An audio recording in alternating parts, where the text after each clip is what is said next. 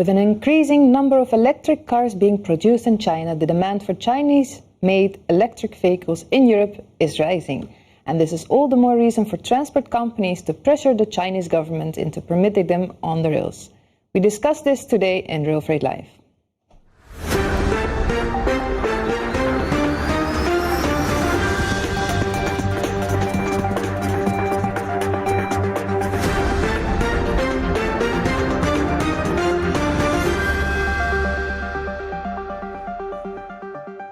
Hello everyone, it's Friday 23 April and today we're going to discuss electric cars on the train from China to Europe. And we will be doing this with Alice Defranoux from GEFCO and Dimitrij Hasenkampf from DB Eurasia. But before we do that, we will have a look at the news, because on Tuesday evening we heard from the UIR that trailers would once again be allowed on the train in Denmark after a ban that lasted for 3 months. Now on the line with us is Alice Defranoux, and he is from the UIR. Alice, what was your initial response when you first heard of this news? Hello, Mayuri, and thank you for inviting me. And yes, we are relieved in a sense that the Danish authorities issued the temporary conditions for to resume this traffic, this very important intermodal traffic. Right, but there are also a lot of criteria. We have them here in a sheet. I'm not going to name them all, but if you want to read them, go for it. Agus, what do you think of these criteria? Well, first of all, it has to be emphasized, and it cannot be said enough, that this is a temporary set of criteria. This cannot be permanent. It's unacceptable to be permanent. The conditions for the hitches are way over-specified. The 14-ton gross weight is also over-specified, and it has been proven by Danish Technical University tests that 10 tons would be sufficient. And finally, the particular type of hitch, MZ80-800, which is named in the conditions, it works on so many thousand intermodal wagons that it's impossible to refurbish. So we can accept this as a set of temporary measures, but I must insist that pocket wagon-based semi-trailer shipping in the whole of Europe is working safely and finely with the existing technologies. There's nothing wrong with it. The problem is on the specific stretch of line, the Great Belt Bridge, the Great Belt Fixed Link. Yeah, it almost looks like the Danish government or authorities want to keep operators away from the bridge. Not so much. I think what they want to keep away from the bridge is any obligation for the bridge to do something about its infrastructure, while it's very clear that as the two similar instances occurred on the very same similar sections of the bridge, whereas there are no problems anywhere else in Europe. So this is a very specific infrastructure problem, and the infrastructure problem needs to be solved on the side of the infrastructure. Yeah. So what is next? What is the next step now? Well, now that this temporary measure closes the JNS urgent procedure, and now the regular procedure continues. The regular procedure allows a little bit more time for the experts to determine the permanent solution to the problem. And we will be very strongly advocating the necessary changes, the windshield and the wind monitoring on the bridge to be installed. And we are ready to argue, let's say, in favor of keeping otherwise the intermodal transport technology unchanged. Okay, I am so sure that we're going to hear about this again, and we will also be talking to you again in this show, because in the end you're coming back to tell us more about an event we're co-organizing. So I'll talk to you in a bit. Yes, talk to you in a bit. Okay, goodbye. Now, during the first few months of this year, DB Cargo has been carrying out practical tests with ATO in a freight train. And this was presented by Basilios Jacob during RailTech last month, where he also showed a very nice video of the journey. Let's have a look.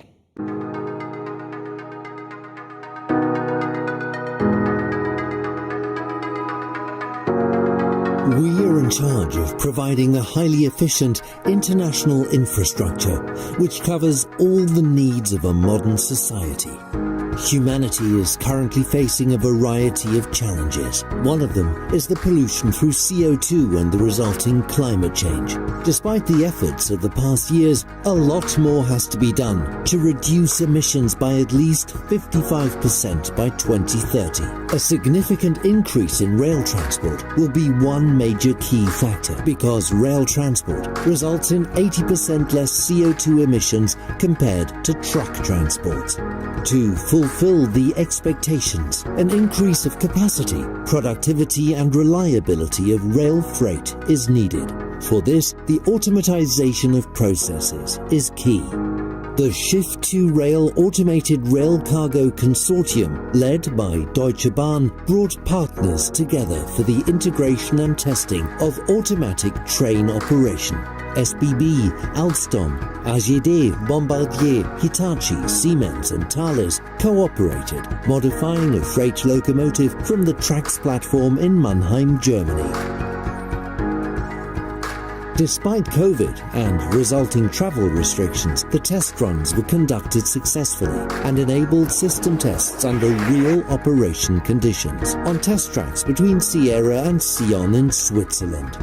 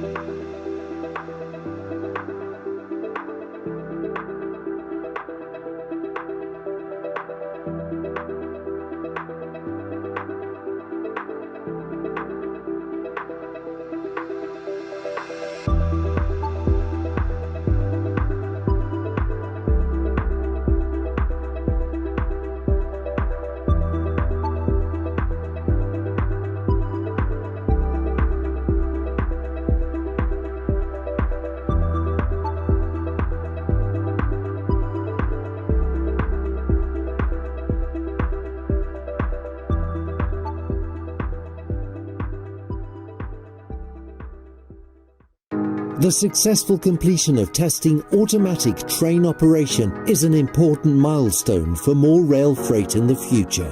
We are proud of contributing our share to a sustainable future by strengthening rail freight with dedication and passion.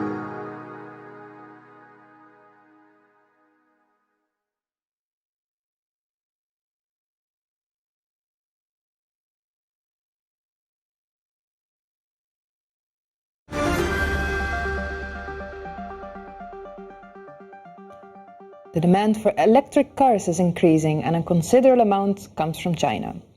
Wouldn't it be nice if they could all be loaded on a train to Europe? Unfortunately, this is still wishful thinking. Yesterday, I talked with Alice Defranoux from GEFCO and I asked her how she deals with this challenge. Alice Defranoux, you're working for GEFCO. What exactly is GEFCO doing? GEFCO is a logistic and transport company based in almost 100 countries. And we are doing transport and logistics majority for the automotive industry, but also for other industries in all the continents. Okay. And can you describe which trends you have observed in the automotive industry when it comes to transportation? I think we can mention about the recent change due to the electric revolution, which is really a major change for the automotive industry. Yeah, so there's more and more electric cars on the market. Where are these cars coming from? Couple of countries. Of course, when we speak about electric cars, we need to speak about pure EV cars, so 100% electric, but also the hybrid car, so-called PHEV. And many of these cars are produced in China, but also in Europe. There is, of course, a big demand and a growing demand for European market.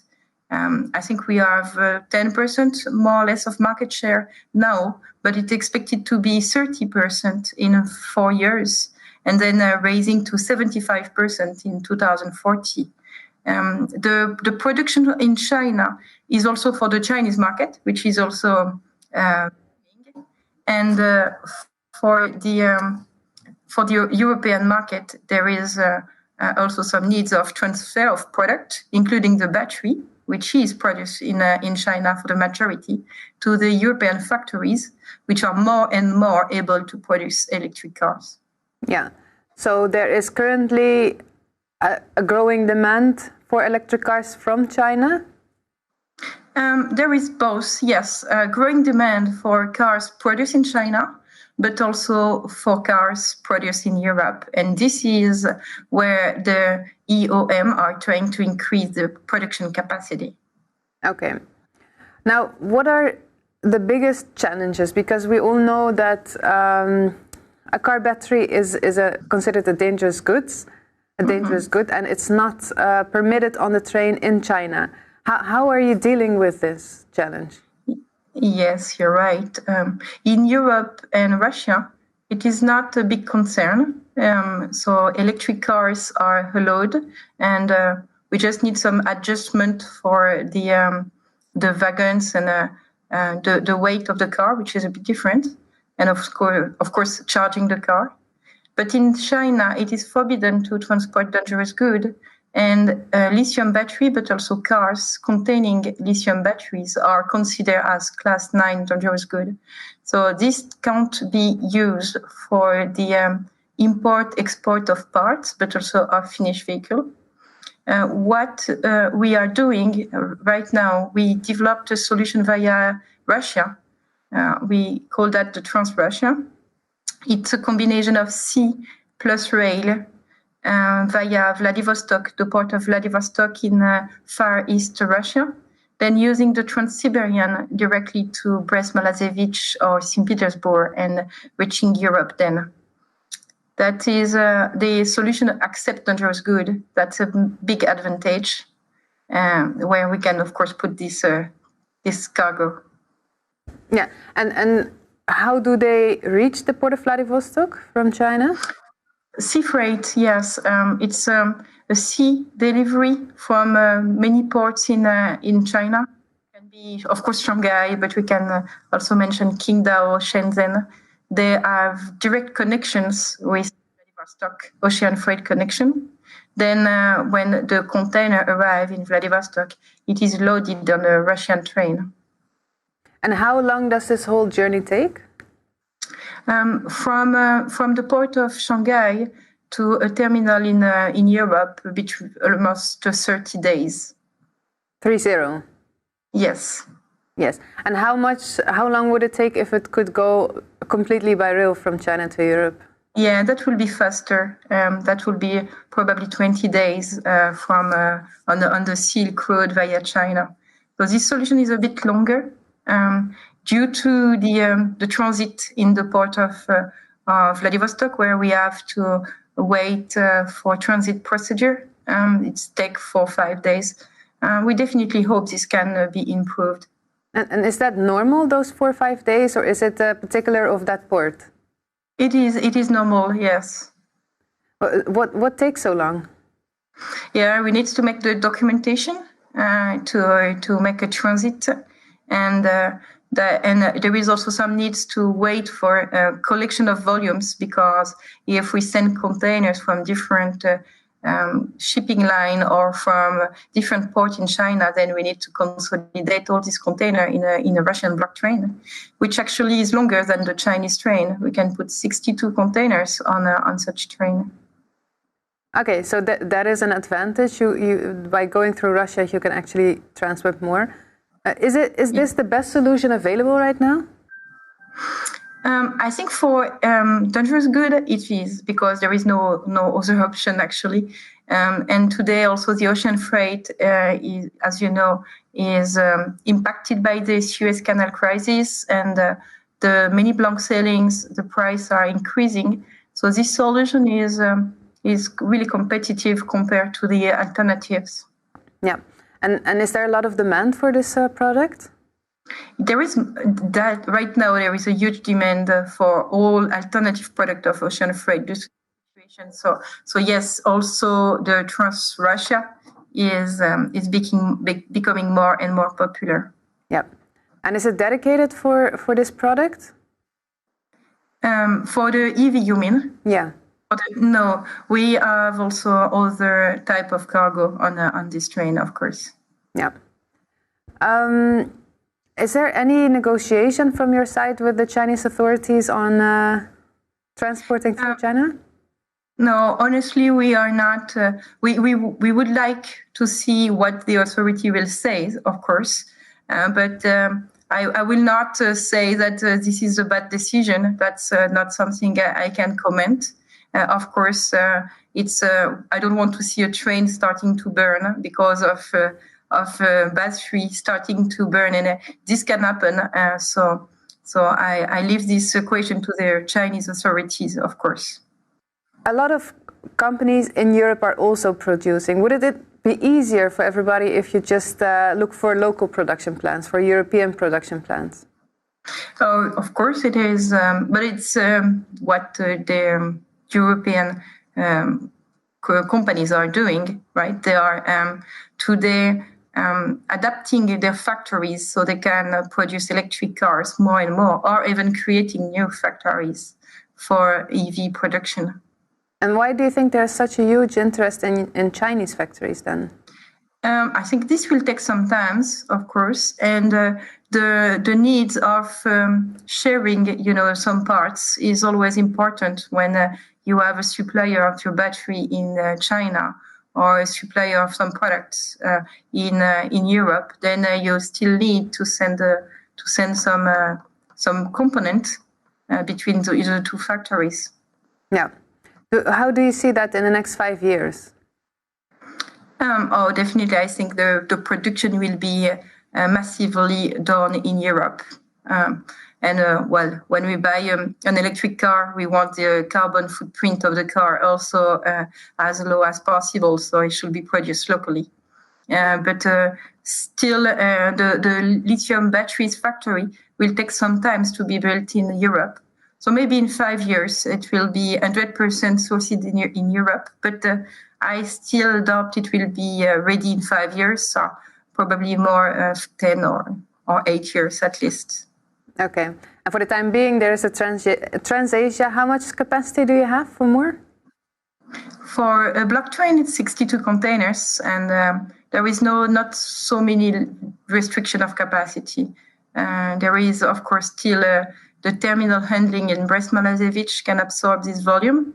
That is the limit of the capacity. Okay. Well, thank you very much, and good luck with this service. Thank you very much.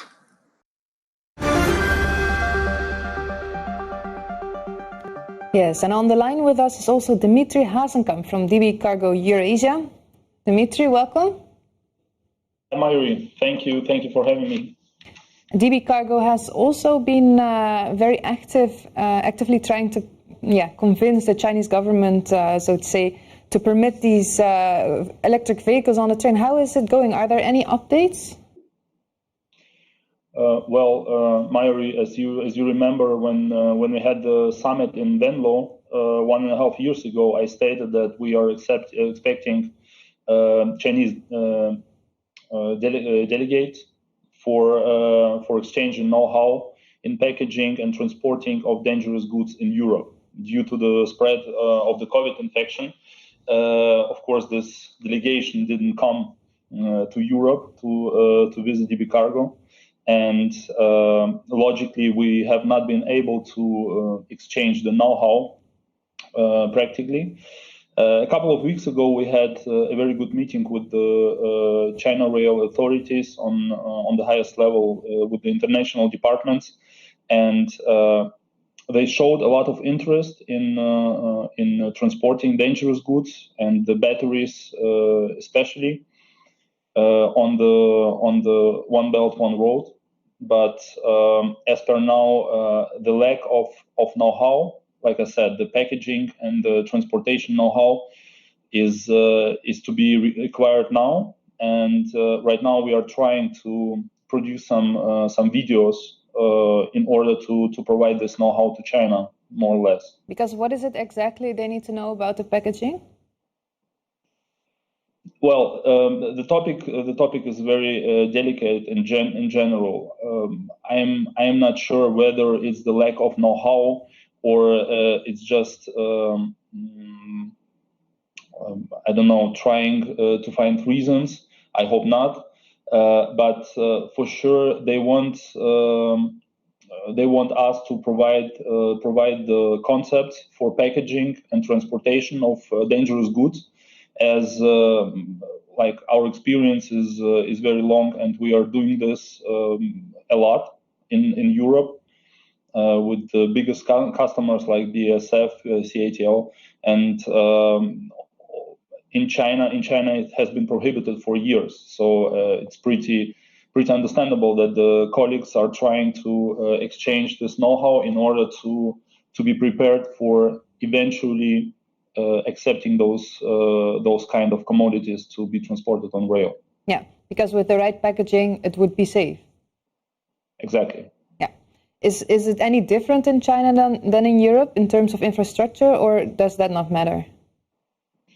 I don't think it matters. I just think that the colleagues in China they respect the European know-how a lot. You can see it from they inviting leading experts for infrastructural matters, terminal experts. They're building a lot of terminals with our European experts.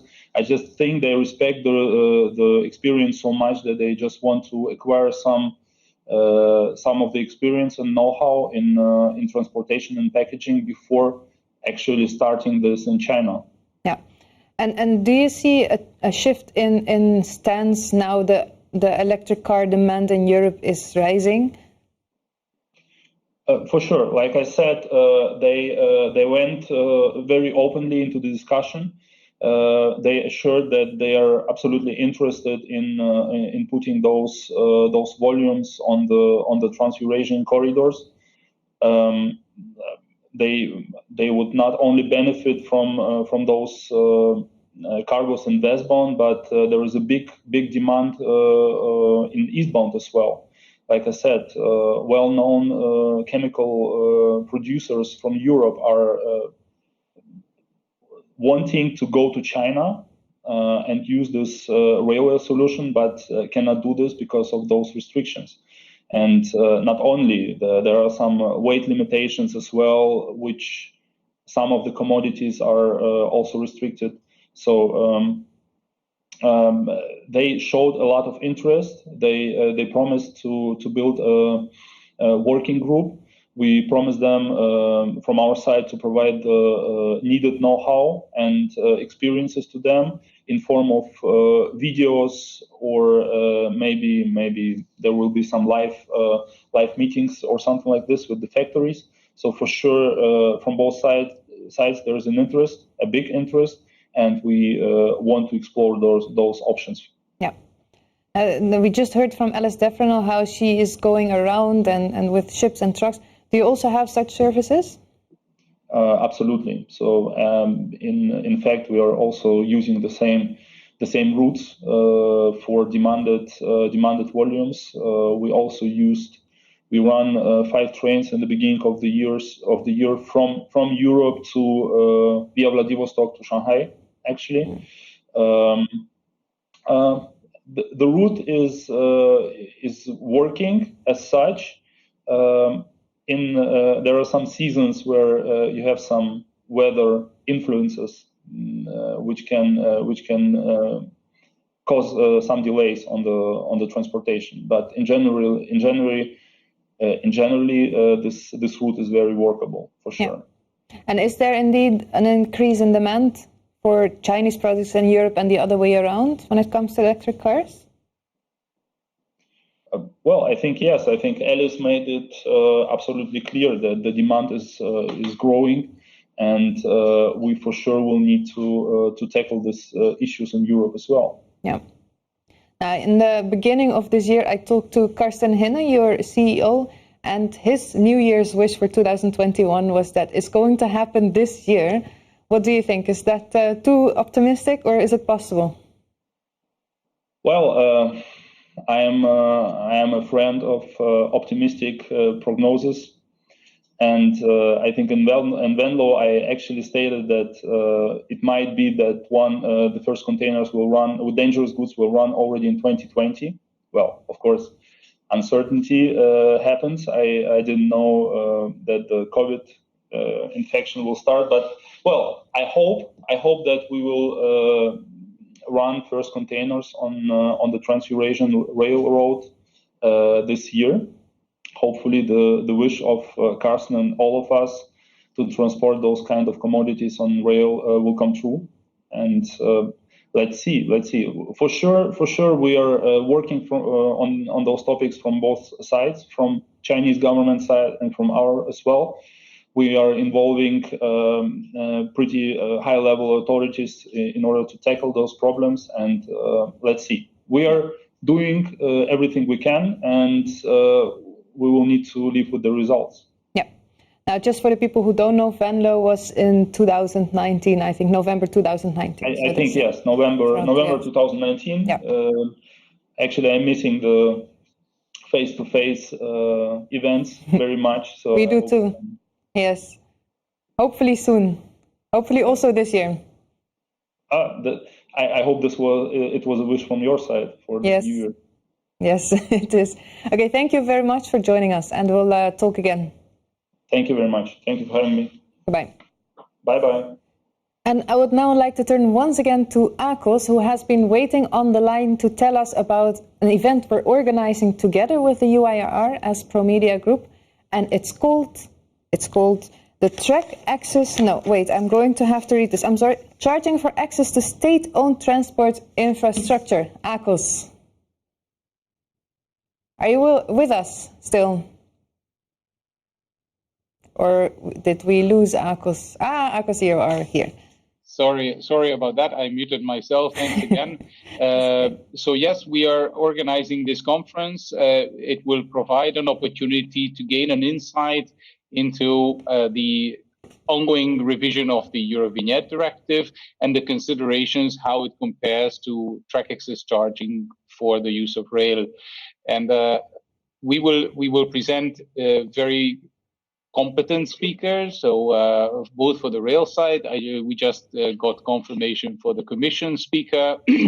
There will be a very seasoned economist to look into the macroeconomic impact, and we will have a practitioner for the industry side.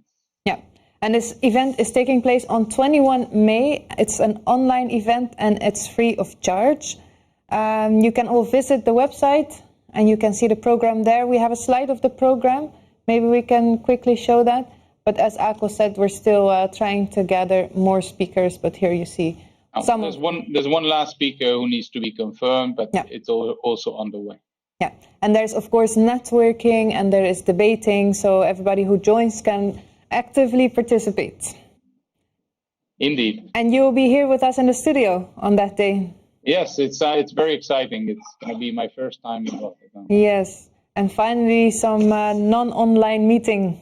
Looking forward to it. Me too. All right, thank you for enlightening us, and thank you all for watching. Of course, you can subscribe to our YouTube channel, because if you do so, you will be notified if there's new content, and there's new content every week. And for now, we see you next week. Goodbye.